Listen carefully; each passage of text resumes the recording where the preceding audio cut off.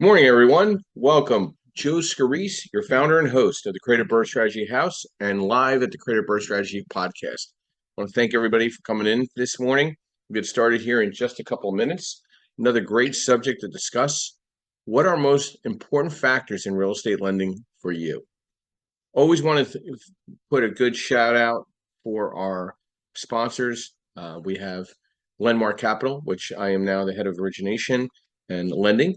We are an asset-based lender nationwide in all 50 states, rental loans, fixed-to-rent loans, fixed-to-flip loans, new construction, multifamily, mixed use. Also, we have MB Capital, which is our unsecured business lines of credit group, providing unsecured business lines of credit in the name of the LLC for real estate professionals, B2B, different types of business opportunities. We have Abstract National, which is our national title company that provides insight and title services and strategy for real estate investors. Then we also have Realty 411 with Linda Pelagas, which is a national publication that provides insight and strategy updates and articles with real estate professionals throughout the country, which we also coordinate events with, which we just completed an event up in Denver. We have our upcoming event in Philadelphia, which we will start really pushing out over the next little bit, which is April 13th at the Montgomery Museum. And then we're here every Saturday and Sunday. Saturday mornings, 8 a.m., and Sunday mornings, 9:30 a.m. Eastern Standard Time. We're live on Apple, Spotify, Amazon, and we always have to put a big thanks out for our key sponsor. I always call him the Oz behind the drape, Mr. Yardell Perkins of Perkatech. He is the backbone to this podcast, what we do here on Clubhouse, how we get our marketing out and distributions out. He keeps us in the loop and allows me to keep everybody else in the loop in regards to what we're doing here week to week, different types of educational subjects and opportunities. Recently, I just finished up writing a module for CE on asset-based lending, where I'm now providing CE for licensed real estate agents in every state in the country, understanding and navigating asset-based lending. It's one of the most unique courses that I've been able to put together myself. It's going through all the approvals. If there's an opportunity that we can collaborate or co-sponsor an opportunity to get in front of real estate agents that want to be that investor-friendly agent, please let me know. We could work with a title company or a property casualty insurance company. We could put some type of event on, and it doesn't matter what state it's in. I could fly in, obviously present, provide, and give back, and provide the CE to the licensed agents that really want to learn about asset-based lending. Let's dive into a little bit of some updates to our what's going on in the market today. I always try to give a little brief overview of where we're going things. Mortgage rates are kind of playing a little topsy-turvy, anywhere between a quarter to a half a point. They dropped down a little bit to about 6.85 base, 6.87. They were as high as 7.25 this over the last 2 weeks. Very interesting circumstances there.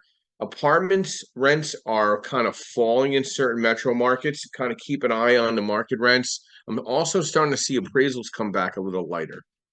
A lot of appraisal orders over the last couple of weeks have come back a little lighter than expectations.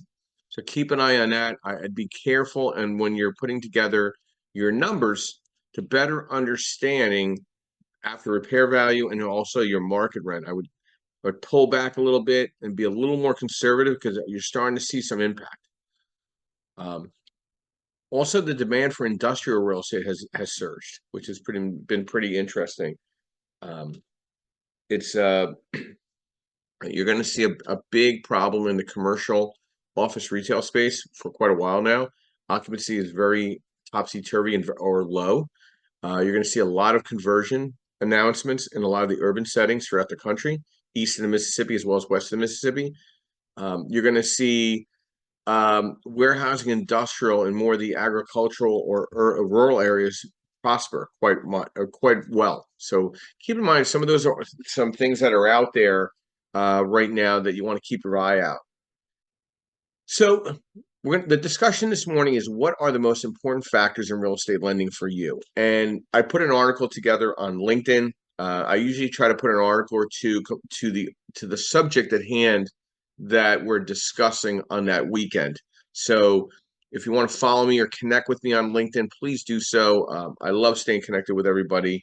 It's a great, it's another great way of staying connected via Clubhouse is LinkedIn. All my contact information is there.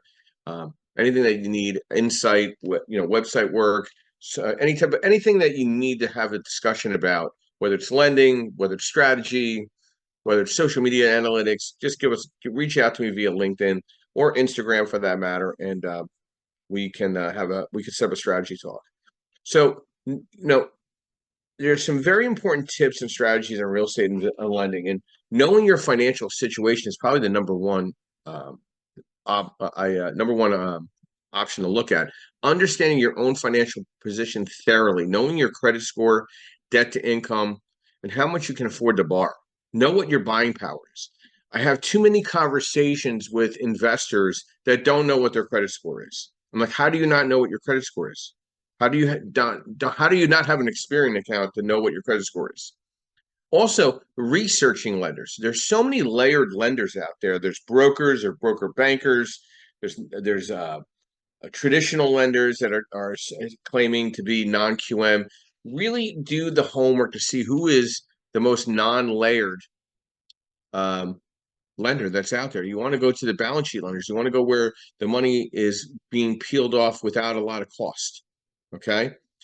Building relationships, cultivating relationships with lenders, both traditional and private lenders. Establishing that good relationship can make it so much easier to secure financing in the future.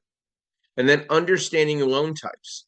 I'm having conversations with individuals that are, one, trying to learn the lending space, two, understand their lending space, understanding the different terms, and understanding the different facets to a loan. I had some questions this morning about underwriting fee and the legal fee. There's flexibility in that when there's a voluminous type of situation with a client. So typically, if I get my underwriting fee, my standard underwriting fee is $9.95, right? But if I know the client's submitting a couple loans at the same time, I could be $9.95 on the one deal and then $300 for the next two or three deals. If I have one client that's submitting 5 loans on tomorrow, so he's getting charged $9.95 for the underwriting fee once, then $300 for the next 4.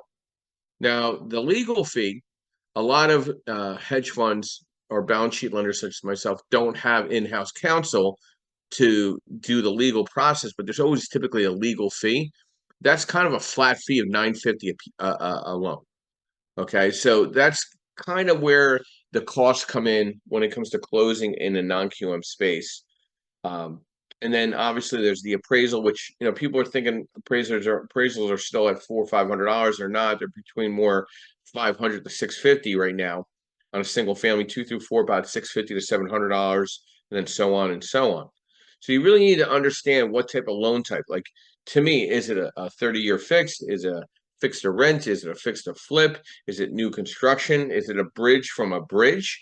I'm getting a lot of calls, obviously, on hard money clients that were in hard money, and now they're not done with their project, but they need another bridge to another bridge because they're not completed with the project. So there's different discussions.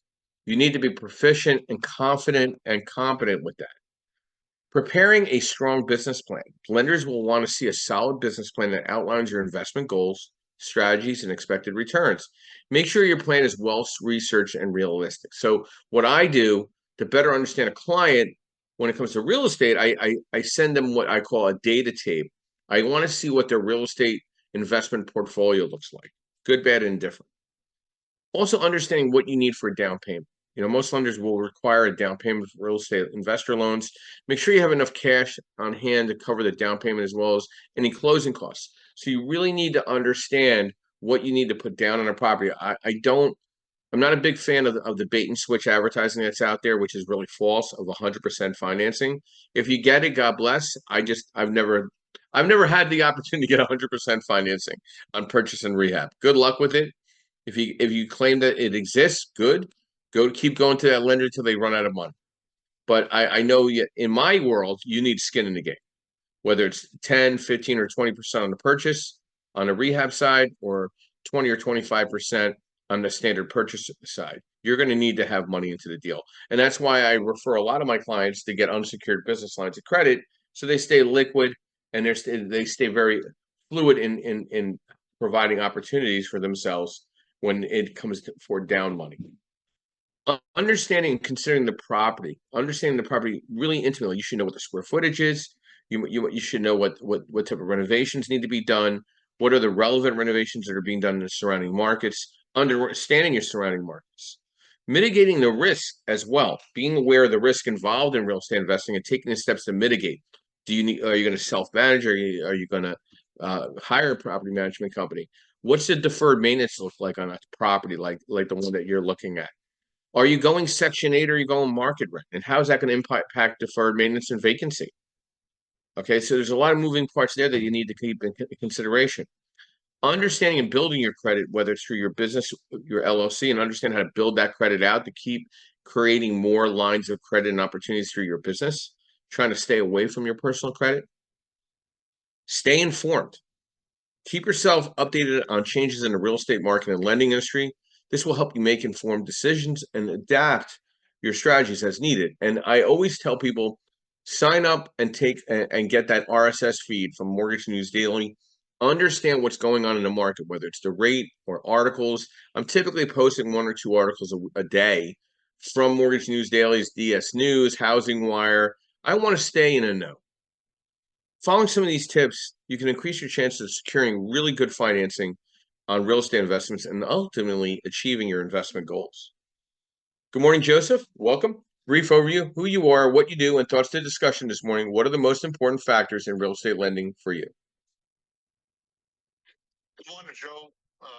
As always, thank you for having me up here and talking, right? You're the guru when it comes to DSCR loans, and I always go to you. But, you mentioned private lending, and I've done some private lending as well. And as you pointed it out, it's all relationship based.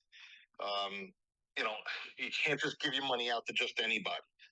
And when someone's coming to me and looking for, whether it's, bridging the gap between their rehab, it was a little bit too much, right? I mean, I'm looking at their trustworthiness. I'm looking at the deal itself. I'm underwriting it just as well. And if they don't know the details that they're supposed to know, or even prepared with half of the stuff, and if you're in the middle of a project and you don't know it off the top of your head, there's a problem there. That means you're not really intimately involved in your project like you should be. And so that's a no-go. Again, I'm very protective of my money, and rightfully so. I mean, I'm not really interested in lending money privately. Just while I'm waiting around for a deal, I might as well let it grow a little bit. But yeah, that's kind of how I go. It's all about how you present yourself, and I think that gives your lender some ease when you're able to give all your documents. I get all my documents to you within an hour or two if I ever needed to. So I don't understand why people can't or don't know intimately what they're doing. Well, in Joe, let's talk about what we went over yesterday. We went over a condo scenario. It took about 3 minutes to know, hey, listen, this is what asset-based lending's appetite's on. And it was more of a local credit union, local bank opportunity because they can give you better leverage, but you're going to get full documentation. It's in your personal name. I'm doing it in the LLC, so I'm going to take a little more conservative approach. But my rate was actually as relative or as good or better than the local banks. What was your thoughts on that? No, your rate's not far off. It's on point, right? Your rate is on point. It's not it's almost comparable. So no, there's no difference in that. But let me tell you, boy, it was rapid fire yesterday when you were asking me all those questions, and I was like, whew, at least I had it all written down. I had to rush to get it written down. I was feeling like I was on the Joe Scroobies countdown on Clubhouse. Well, I got a question for you, but don't you think that you should have that information if you're going to buy a property? I mean, logically, right? You should know it. You should. You absolutely should. But you cold called me. Let's get that out there. You cold called me. It's not like we had a setup call, right? Yeah. So I had to run to get my paperwork, but no, you're 100% right. You need to know that if you're going into a deal, you need to know the ins and outs of it. And if you don't, there's a problem. Yeah. I think people think, they could just draw a stick figure on a Facebook Messenger and somebody can just quote a rate. I not that I get insulted. I just kind of like look at these messages I get through Facebook. Hey, can you give me a quote? Sure. Can you give me a call? I want to have a relationship with the client. I want to know a little bit about you because if we're going to go down that road working together, we're going to have uncomfortable discussions, maybe whether it's the appraisal, whether it's the rental market, whether the lease is not signed correctly yet, whether the LLC documents are not there. We got to know one another. If it's cold from like a Facebook Messenger, and that's fine. You could Facebook message me, but we need to have a conversation. I'm not giving you a rate quote on my Facebook page. That's just not going to happen. I've been in the industry way too long, not to be arrogant or snobbish, but to be professional. Okay, this is still a profession. It still requires licenses, and it also requires integrity. Most prospective real estate investors may hesitate to get into the game because they don't really understand the financing options that are available. There's more money than deals right now, where in 2008, there was more real estate than money. If you don't know how to finance a fix and flip or rental property, it's time to consider understanding your loan options or choices. Understanding the 70% rule of ARV. You need to know that cold. Okay, that is the lender's backbone right now. 70% of the after repair value minus the repair cost is what I should be buying that property at. There's only three numbers I need to know when it's a fixed to rent or fixed to flip, or whether it's a hard money loan or a direct private lending loan. I need to know what the after repair value is. I want to know what the repair costs are, and when I want to know what I'm buying it at. If you don't know those three numbers, as a lender, how should I help you if you don't know those numbers? Like how would I be able to help you derive any type of pricing? Because the next question I'm going to ask, how many rehabs you have completed in the last 48 months? How many flips you have completed in the last 48 months with ownership? How many investment properties do you own? Hard money and direct private lending are no different. And then Joe brought up great, um, personal type of relationship with lending, peer-to-peer lending.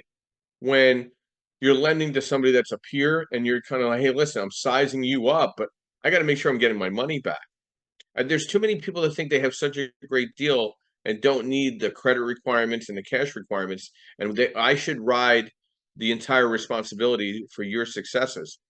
I'm seeing more posts on requests for, hey, please partner with me. I got great deals. I want a joint venture with a hard money lender, a direct private lender.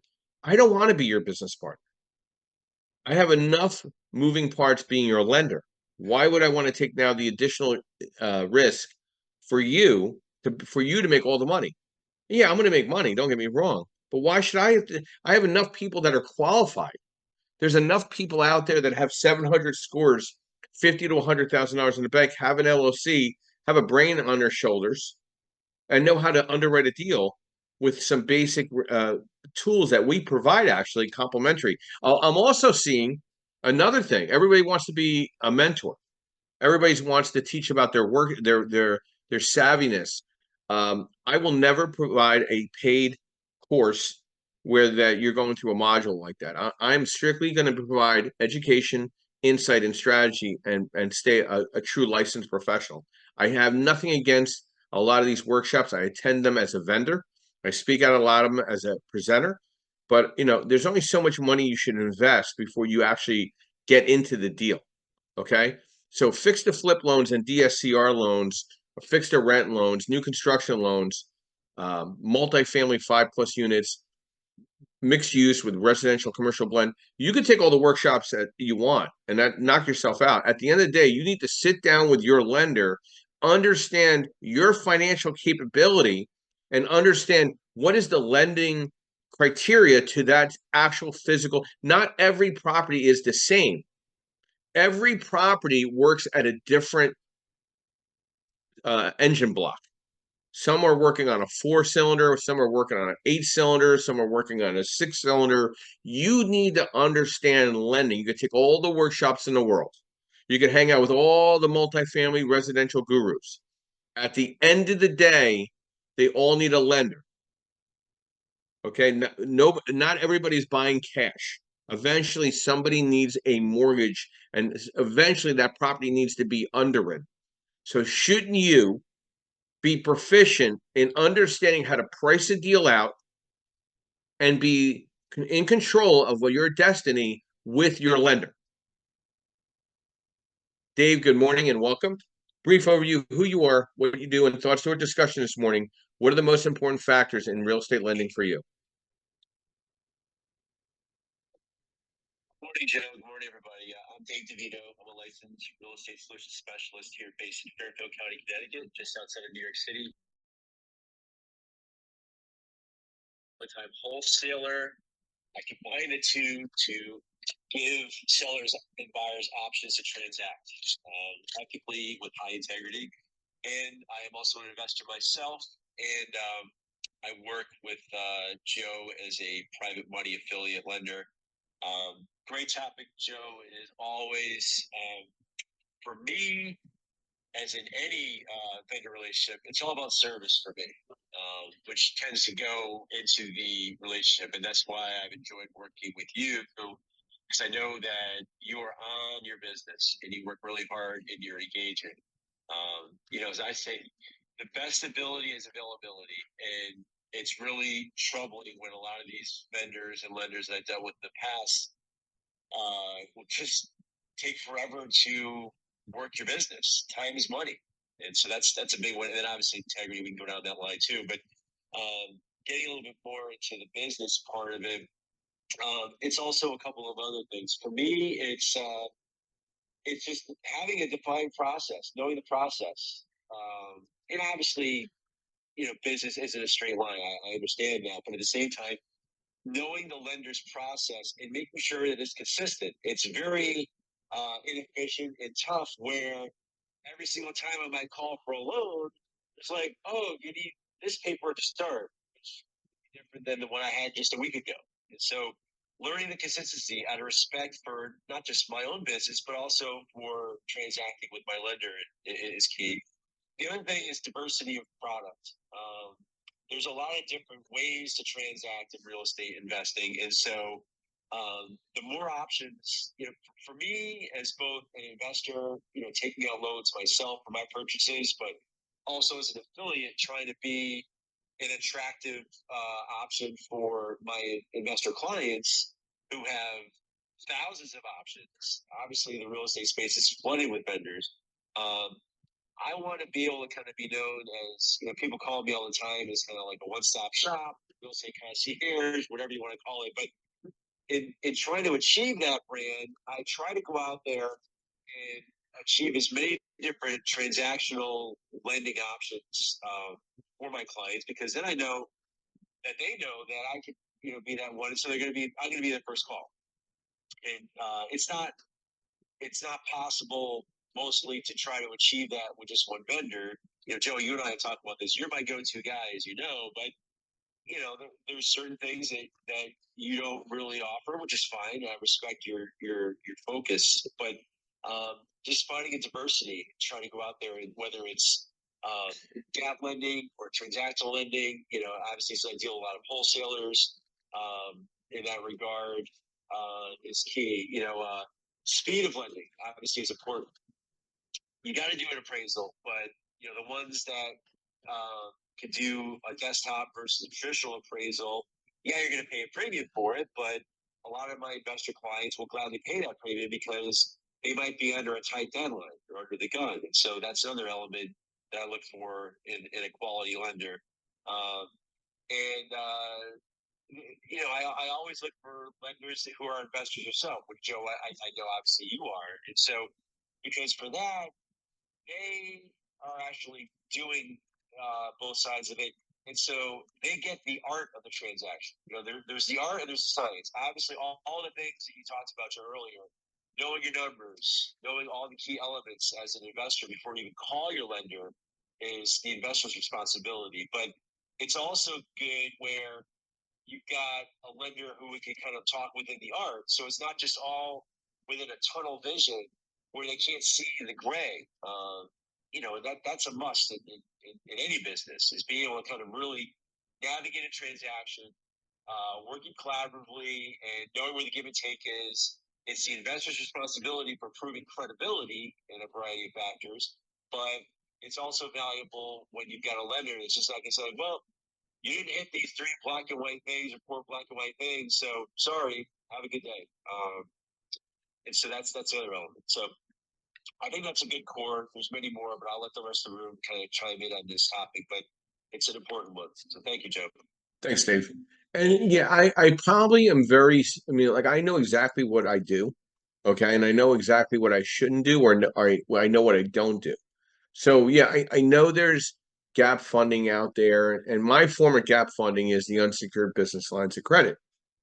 That's my one option, okay? Because I'm busy enough underwriting refinance and purchase on 30-year money. I'm looking at fixed to rent all day, fixed to flip all day.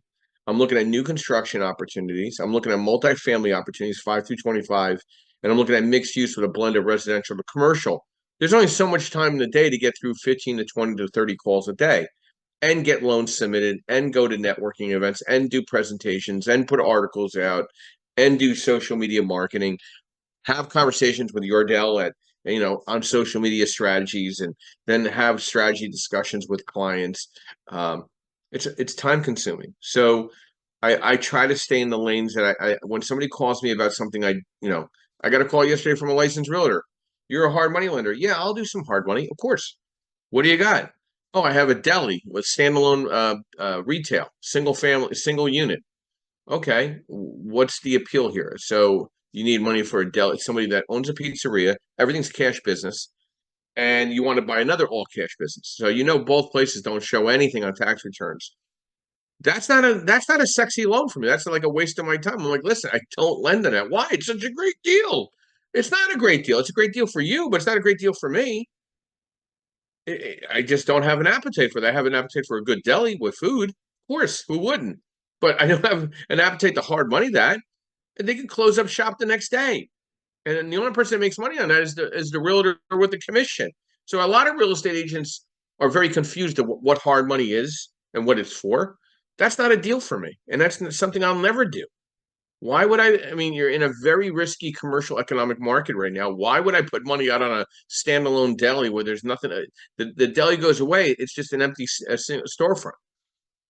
To me, that's like the highest risk investment ever. Okay. And the reason why both those businesses are cash businesses because they should just be buying it cash for that matter. And if they don't have it, they shouldn't be buying it because now they're over leveraging themselves because lending is about leverage. Leverage is so important. Understanding DSCR and understanding the different costs or expenses that come into leverage. That's what I'm underwriting all day. You need to think about what is somebody going to think about from a leverage perspective, not about how much money you're going to make. I need to look at the risk of leverage, the risk of debt service coverage ratio, and the capability of that individual getting out or into a better loan, whether it's a bridge or long term.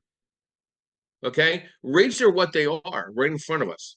Are we going to see massive shifts in rates over the next 24 to 36 months? I don't really feel anything's going to change much within a half a point over the next 24 months. With whoever becomes president, whatever happens with the election, whatever happens with the economics, your rate's going to stay somewhere between 7% or higher or lower any given time over the next 24 to 36 months. You might see a shift when things settle out in about 36 months. Once we kind of see where we are economically, with some of the office retail impact and some of the other factors that are out there. But the idea that you're going to see rates at 4 and 5% are illogical, and that's just false knowledge in the market. You're not proficient in the market if you think that's really going to happen. And if you are, you're just living in the land of make believe. You need to understand lending markets and how they work, right? So people look at the unemployment numbers. That's something that was used back in the Depression era. That doesn't impact the economic impact to rate. I'd be more concerned about layoffs. I'd be more concerned about a commercial occupancy or non-occupancy. I'd be looking at bankruptcies. Those are what are going to impact the market and the rate and how I'm going to look at what a deal looks like, especially if it's going to have some form of commercial impact to the property. So if it's going to be a 4 unit and there's going to be a storefront, what is that storefront going to be, right? Is it going to be one of the thousands of nail salons in the market? Or, is it going to be a strong tenant with strong financials? Is it going to be owner occupied with, and you're going to run that storefront plus have the rental units covering your overhead? I want to understand that. What's your credit score like? Just because it's a great deal and your credit score is 540, it's not going to happen. It's just not going to happen. So you need to another thing a lot of investors need to understand is the structuring of your operating agreement. Are you 100% owner of the LLC? Are you 51%? If somebody has really bad credit, they need to be under 19% ownership of that corporate structure. Even if they're bringing all the money to the table, on that operating agreement, they're not majority owner. They shouldn't even be a guarantor. I'll give you a great example that happened this past week. I had somebody that had a 700 score and I had somebody with a 760 score.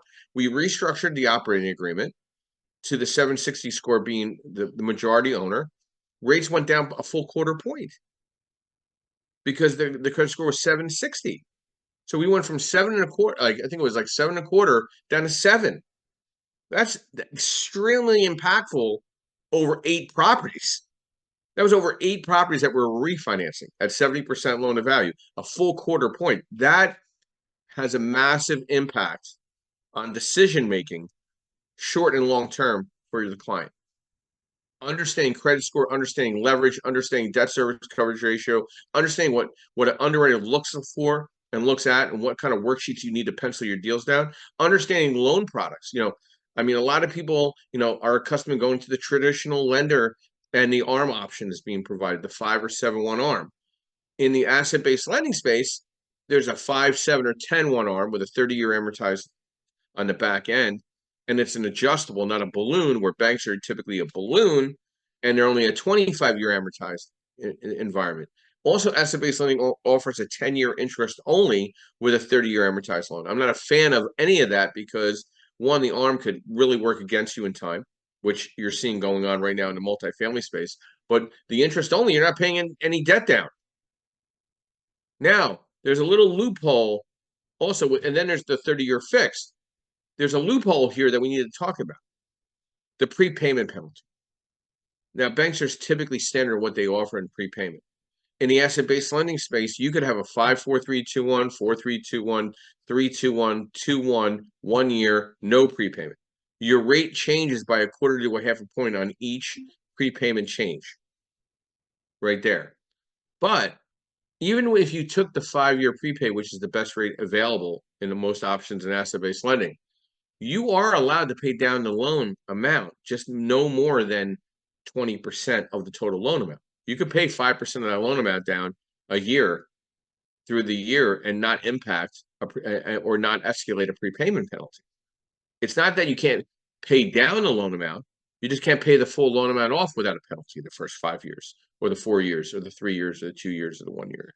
So you need to understand and have a deeper discussion with your lender, understanding the prepayment, because there's workarounds they're not in the gray. And I know I'll take a word from Dave. They're just they're in the documentation. It's not like I'm hiding anything. You just need to understand your loan. And you have to expect turbulence in the market. So you need to be more chameleon-like and understand, do I take a 3-2-1 prepay? Do I take a 5? Am I really going to refinance this property over the next 5 years? Am I going to be really happy with the rate that I have in front of me? Does it still work? Does the debt service coverage ratio work now? And will it improve as rents improve? Having a discussion about your cost of your loan, understanding underwriting fees if it's multiple properties, understanding legal fee, understanding the appraisal fee, understanding escrow. All commercial loans in my space, escrow. Banks don't always escrow. We do. We're not a bank, we're a hedge fund. We're insurance money. So we can't hold it in a bank account. So understanding that, understanding what the cost of title will be, especially if there's a massive transfer tax, taking from your personal name to the LLC, but it's all about asset protection now. Timothy, good morning and welcome. brief overview, who you are, what you do, and thoughts to the discussion this morning. What are the most important factors in real estate lending for you? Timothy, going once? There you go. Sorry about that. Couldn't get off mute quick enough. Just actually, everyone's been hitting those points, and to Dave's, what he was talking about earlier, and actually what Joe Martel, the other Joseph was speaking about, is have your numbers, know what they are. We all say that, do your due diligence, and also know what kind of products you're shopping for. Know what the investment that you're presenting to your lender as somebody is a part of your power team. And remember, that is one part of your power team, a very important part of your power team. Know what those are, know what they are that you're presenting to them. If you're going to a lender that you don't know or you've never networked with, they're all going to be, the same question. So again, if you don't know what you have, it's hard. It's really challenging for a lender to, take you up on that business deal, no matter what kind of relationship, whether you have a personal relationship with them or if it's first time. So I get it. And actually, I have some questions eventually about getting into the commercial space, but I haven't formulated that yet, and I will be contacting Joseph later. But Joseph and I have actually had these conversations before, where he's asked me the very same questions, rapid fire, and I had those answers for him. I have it all documented. But when if you're going from a single property, it's a lot easier to it's easier to remember. But yes, have it documented. Whether it be 1, 2, 3, 4, how many other properties you're looking at. Make sure you have that, all filed away. Make sure those numbers are accessible immediately. So again, it also depends on the product you're shopping for. Know what you're in for. As far as you being able to make money and your lender being able to make money back on that. If your lender's not able to make money, they're not going to be interested in taking that deal. So again, do your due diligence on what kind of property you're investing. So again, those are my 2 cents. So I'm also the co-host of tonight's show with Garrett Rhodes. Just want to put that out there. So please, if anybody would like to start learning about landlording and buy and hold real estate space, tonight's show will be just for you. It is Landlording 101. So, and looking forward to seeing you guys, everyone there at 8 o'clock this evening. So again, Joseph, thank you very much for having me up on stage, having me as a moderator and good friend and business associate. Again, this is Timothy Doyle with Steel Hill Properties out here in the greater Lehigh Valley. Remember, you can't buy it, steal it. Thanks, Tim. I appreciate that. And I think there's some misleadings, and I want to apologize ahead of time. I provided debt service coverage ratio worksheet, the DSCR worksheet, which I'm trying to help you understand all the costs involved that you should consider: deferred maintenance, vacancy, management, debt service. So you understand all the costs that could be potentially in front of you, right? In the lending landscape with the DSCR, when I'm pricing the loan out, I'm not taking vacancy, deferred maintenance, and or property management into an account to your cost. I'm looking at principal, interest, taxes, insurance, and association fees if it's a townhome or a condo association, the PITIA. I send you the debt service coverage ratio worksheet because I'm giving you a more realistic understanding of what everything could hit you at after the loan closes. I'm also providing a cash flow worksheet to understand cash on cash return. Understand what are you making per door up and above DSCR, making up above the pricing of the rate. You need to understand all these moving parts. Is there a cost benefit to the cash on cash return and cash flow to that subject property based on whether it's a 1 through 4 unit, 5 through 25, whether it's a mixed use of residential and commercial. Also, what are the tax benefits? Have you sat down with your accountant understanding the tax impact to what you're accounting for, these escrows, the deferred maintenance, the vacancy, the property management fee? What is that tax benefit and impact to you as a real estate professional? Like, has anybody seriously taken the worksheet that I provide and sit down with their CPA and say, hey, listen, how am I allocating for all this? What should I be doing from a bookkeeping perspective before I send all this crap over to you? Right? Seriously, I don't think people take enough precautions. And then another thing is, have you talked to your attorney about your corporate structure? Who are the members of that LLC? Right? How can family benefit and take some ownership into it? God forbid something happens to you and they need to take over that LLC. Do you have a like a catch net to all that? Like, have you thought it through? You need to think these things through. And I'm not even, I'm just a lender, and I'm thinking this on your behalf. You own 50 properties. What's your plan here? Like, what do you like? I had a conversation with somebody yesterday about 5 properties. Like, what's your plan in 5 years, 10 years? Is it cost benefit to get the lowest rate and pay down the rate and never refinance the properties again? Is it safe to say leave some room in the deal and be at 75? Just take the rate the way it is.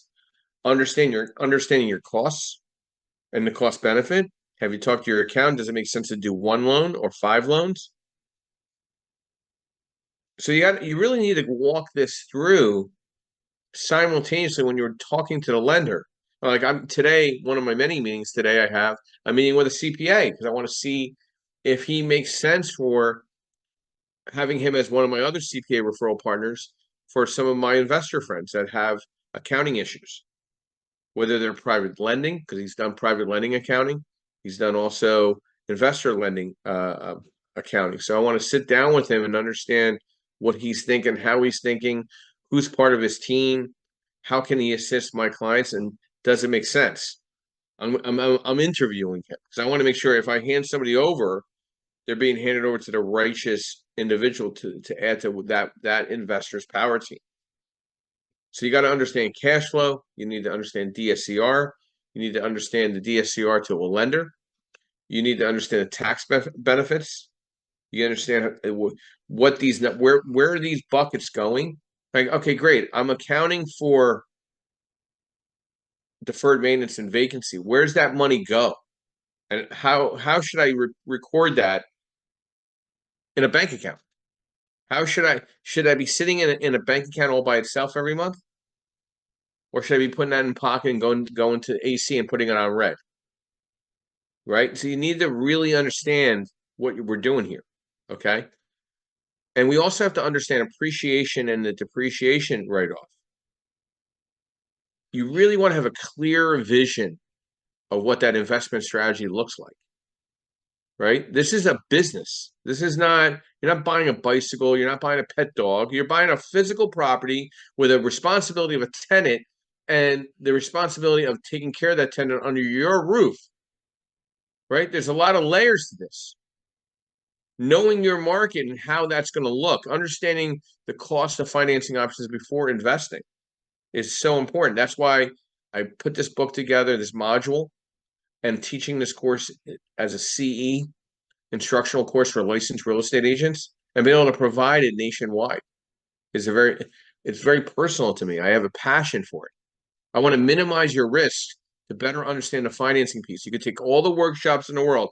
Had a client of mine said, hey, why don't you come up? I'm at this multifamily event up in wherever it was. I'm like, listen, I'm working with clients right now. I really don't need to be taking a workshop. I can underwrite probably 10 times better than a person that's instructing you. If you want me to send you my worksheets, how to underwrite a deal, knock yourself. I can do that for you if you want. I'm not trying to insult each other's intelligence, but there's only so much time in the day. Is that individual the one that's lending you money? He goes, oh, no, he's he's an expert in multifamily. Well, he most likely is an expert because he has a very good underwriter loan officer that knows how to underwrite a deal. It's not him or her. It's the individual issuing the money. Maximizing the value of your investment is extremely important. Somebody else has to kind of to understand that. And you never want to over improve an investment property. You're going to be chasing that carrot on your investment for the next 10 years. You got to pay attention to the location where you're buying. And you need to, I want to work with smarter people. I want to, people say, hey, I'm a pretty smart guy. I want to hang out with people smarter than me. I do not want to hang out with a room of people not as smart as me.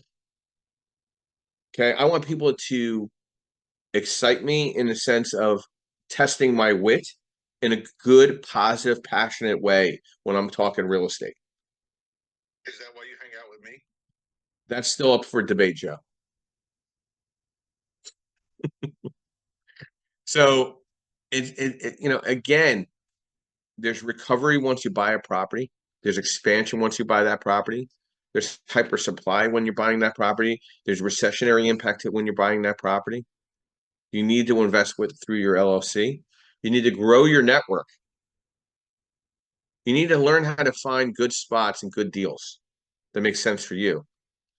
And expect to go over your budget and timeline over and over again. And you need to specialize. Like I went to an event Friday night. A couple of people were like, I want a house hack. That's great, but I don't do house hacking loans. I don't do owner occupied loans. If you're going to owner occupy, you need to go find yourself a traditional FHA lender, USDA lender, VA lender, or conventional lender. I am a licensed banker, but I have no passion to ever do one of those type of loans ever again. Anything that smells or sounds or looks like owner occupied, I can't do because I'm doing the loan in an LLC commercial, and it needs to have leases for non-owner occupants. And you can't rent to family members with the same last name. Justin, good morning and welcome. Thank you for your patience. Brief overview, who you are, what you do, and thoughts to our discussion this morning. What are the most important factors in real estate lending for you? Yeah, good morning, Joe. Good morning, everybody. I guess I'll just do a quick rundown for me. Well, first of all, I'm a real estate professional in the southern Louisiana, southeastern Louisiana region, New Orleans, and Baton Rouge, and some of Acadiana. So, but yeah, I honestly, like I said, man, I've been speaking on this my little journey for where I'm at it on these talks for a few weekends now, but I honestly feel like the presentation, and like I said, the presentation that you give your lender is almost like an audition. Before, and even recently, I think the one I gave, I think me being in my juggling all the things that I was juggling, Joe, I turned things in pieces to you, not over a week period, but just pieces. I think one of the things we had to go and get some adjustments made on an LLC. But anyways, my point is, I'm going back to when I come to a lender, delivering them a presentation of what I'm doing, and all in one form, all in PDF. They all want one thing or another, right? And some of them will disregard it if you don't need it. But I'm creating packages that I can just copy and paste and put updated documents in a PDF. That way I can just send it off. That's one of the things I'm doing. It makes it easy for your lenders and underwriters and their underwriters to review. It also says something about yourself and your preparedness for what you're about to venture off into. And when I was getting going and I was young, I knew that impression was, I realized making that impression would help me, right? Knowing that I was a beginner.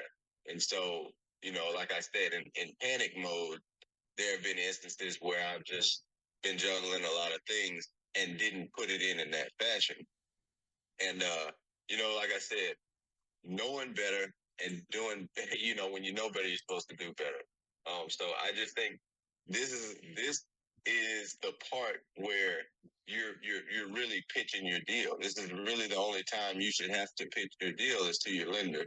And maybe if you have some partners or investors or somebody else you're asking for money, then you would pitch it to them as well. But I'm really big on, like you guys were speaking on earlier, knowing all your numbers like the back of your hand, knowing what you're gonna, what your plans are, and always keeping your exit strategy or exit strategies in mind, and making sure they'll be available to you in your 1, 3, 5 year period or whatever the case may be.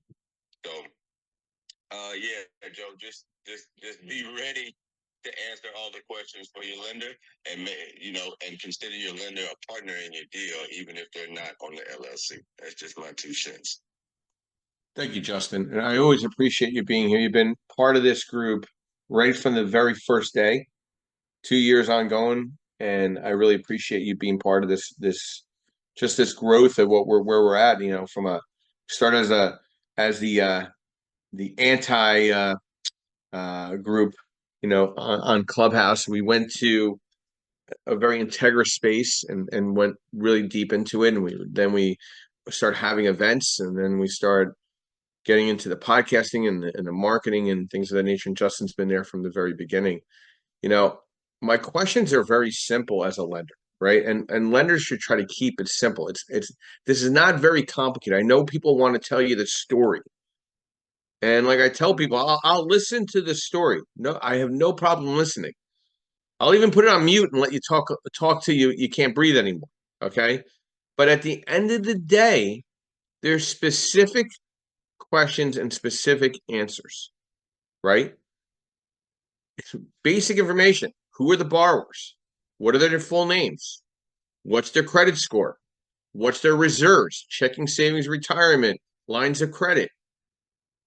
What's the LLC name?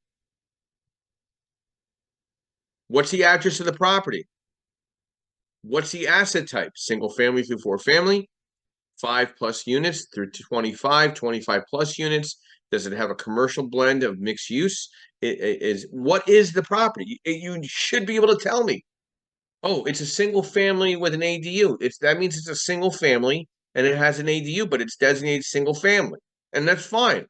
Let's get to the root of what the property is. It shouldn't be that complicated. You're buying the property. I'm lending on the property. Don't you think I should know? Do you think I should? Do you want me to find out that it's incorrect 2 weeks down the road when we order an appraisal? No, you want me to know now, right? I want to then know, what is the loan type? Is it a standard debt service coverage ratio, refinance or purchase? Is it a bridge, fixed to rent? Is it a bridge, fixed to flip? Is it a bridge, fixed to rent, or fixed to flip 1 through 4 units? Is it a bridge, fixed to rent, fixed to flip 5+ units? Or is it a fixed to rent, fixed to flip, mixed use with a commercial blend to residential? And remember, it should be at least 51% residential to your 49% commercial to get true asset-based lending options.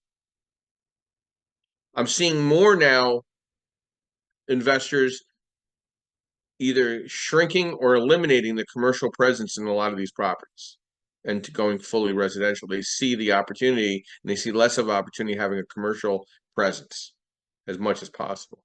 Is it new construction?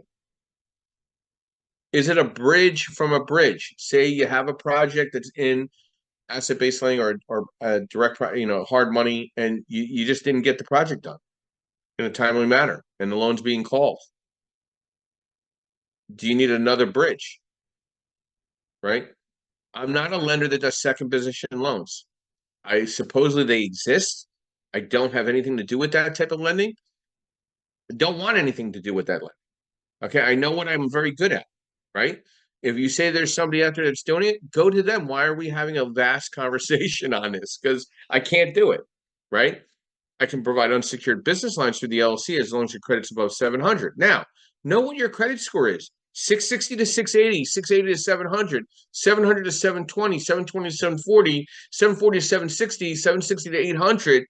I'm telling you the rates are different. I'm also telling you that the leverage on DSCR is different.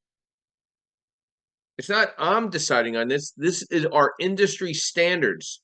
Remember, we're not regulated like a Fannie Freddie lender, but we have industry standards that we go by. We can't go into the gray of that. Right? And the timing of buying the property is very important. Flipping a property, you should be buying, if you're going to flip something for the spring market, when should you buy it knowing whatever the renovation cost and timeline is? Probably in the fall sometime. Because by the time you get it stabilized, CO, staged, re-inspected, warranties put in place, and listed by the licensed realtor, you're in April, May. When's the perfect time to put a student housing project up? You better have that thing ready by July. So you should be buying it the year before to make sure July is ready to rock and roll. It's timing. Because then otherwise you're looking at high vacancy. And nobody takes it's really funny. I talked to a real estate agent, and I think he had a really good handle of this project. And he's like, I handle all my rentals. I said, so what's your timeline of vacancy? He goes, you know what? That's a great question. He goes, I'm going to be done with the project April 1, and I'm probably not going to have it rented till May 15th. I said, so are you taking 2 months into vacancy into your year one? He goes, absolutely. I'm taking 3 months. Okay. Most people don't take anything into account on vacancy. Why aren't you doing that? Like these are things that you need to be smarter and having a deeper discussion with your lender. Let's get some outros from Mr. Dave DeVito and thoughts to our discussion this morning. What are the most important factors in real estate lending for you? Yeah, great conversation, Joe. I mean, I think what we've been talking about, what you've been talking about, did a great job of just know your business and be prepared. Don't be lazy. Don't be lazy, and also be realistic. Those are some themes that I think we all have to keep in mind. Thank you, Dave. Look forward to seeing you this week up in Westport. Absolutely. Joseph, your outro and thoughts to what are the most important factors in real estate lending for you? Build that relationship, know your numbers, have your stuff ready. You're looking at a deal, you should be prepared with whatever it is that you do to prep your deal, whether it's one of Joe's spreadsheets or it's pen and ink. Be prepared to share that, but make sure you know your stuff, because you're going to get asked questions, and when people have doubts, they're not going to loan you money. Joe, I know you don't. I mean, you have copies of my worksheets. I mean, how helpful have they helped you in any way just looking at them? Yeah, they have. I mean, listen, I'm much younger than you. I have to point that out, but I do things the old-fashioned way. Right. I like the pen and paper. It makes me feel a little bit more, and I feel silly saying this, but it makes me feel a little bit more personalized with my property than just plugging in numbers in a spreadsheet and it doing the calculations alone. Because I feel that it's almost like using a GPS where you don't remember how to get to places because we're lazy now. We use GPSs. That if I actually pen and ink it and assess the deal myself, there's some memory that's committed to it into that deal. So, no, your spreadsheets do help a lot. It helps for reminding of what categories I need to get expenses for, right? But I pen and ink it, and I keep my numbers in OneNote and look at them every day almost until they drive me crazy and the closing's done and I find out my numbers are true. Yeah. Yeah, and also one thing to add, I've been extending every day for you to come and meet me at the gym to see how much age difference we really do have at the gym, but you have never accepted my invitation, so I'm still waiting for that. I must be going to the wrong gym, Joe. Hey, listen, the best conversations I can have, other than having dinner with me and Joe one night, meet me at the gym at 6:30 a.m. and you'll have a great conversation for an hour and a half with me. Okay, so I'm waiting for Joe to show up. I think he keeps walking by but doesn't come in. But we'll get him in there one of these days. So, some final thoughts to this. Have a strategy discussion. I also now provide, up and above the worksheets I've been sending out for the last couple of years, is pricing sizers. You really want to understand how to price your deal as that. You want to know what the market is bearing on rate, all right? And you really want to understand, can you live with that rate with that deal? because you're going to live with it for a little while. You're going to have that. It's going to show up on your mortgage statement. It's going to impact your PITIA. It's going to impact your cash flow. It could impact your tenant landlord relationship. It could impact tax impact. It could impact appreciation. You need to understand how to escrow these costs that we're talking about every month. You need to be the better investor with your lender, whoever it might be. It might not be me. I might not be a fit for you. Okay. So, and that's okay. We're just an educational portal. No one is selling anything other than providing a service of who they are and what they do. I mean, Joe and Tim are not even licensed real estate agents. They're real estate investors. They're just giving their insight from past and present experiences. Work with somebody that's transactional, somebody that's comfortable in their skin, that can have a comfortable conversation, somebody that'll listen, and somebody that'll say, "Hey, we need to talk about this. Do you mind if we talk about this?" Okay, and having that discussion of these numbers. Okay. I want to thank everybody for their engagement this morning. I want to thank everybody for their nice comments down in the chat. And I also offer anybody that wants to, ask to come up. This is an open discussion. I mean, we have some wonderful, and I'm very blessed with great moderators. But I always love, the fresh conversations or discussions. There's nothing wrong. No one's going to see you. It's just basic conversation. And these are discussions we're having right off the cuff. These are very natural, passionate discussions that are coming right out of our mouths fresh. This is not all pre-planned. None of this is. So we're here every Saturday morning, 8 a.m., every Sunday morning, 9:30 a.m. Eastern Standard Time. We have our podcast at thecreativebirdstrategies.com. We're also on Apple, Spotify, Amazon. We're on YouTube Live. We're on Facebook Live. I want to thank our sponsors, of course, Realty 411, Abstract National, MB Capital, Lenmark Capital, and Percatech. We offer educational tools and spreadsheets for you to be a better real estate professional or service. And we're now extending a CE course for licensed real estate agents in navigating asset-based lending nationwide for 3 credit CE. So anybody would like to collaborate on that and provide that for their base of licensed real estate agents, I look forward to that starting May 1. I'm scheduling out forward. And I'm very excited that I was asked to present at Triple Play in Atlantic City on this course. And when I told them, they're like, "Hey, how much are you charging to come and teach the class?" I'm like, "I don't charge." They're like, "Wait a minute, you don't want to get paid?" I'm like, "No, I get paid by my company." They're like, "Oh, let's do it." So it's like, no problem. So I am teaching it once, I think, at Triple Play. I'm teaching it also at the Delaware Realtor Association convention down in Dewey Beach, which I'm excited about as well. And there'll be other announcements coming up for the fall. But again, great discussion this morning with our moderators. Everybody have a blessed Sunday morning. And my quote this morning is, "When life is good, pray. When life is hard, pray. Never forget to pray." Amen. I'll be ending the room in the next 30 seconds. And thank you again, guys. Have a great day.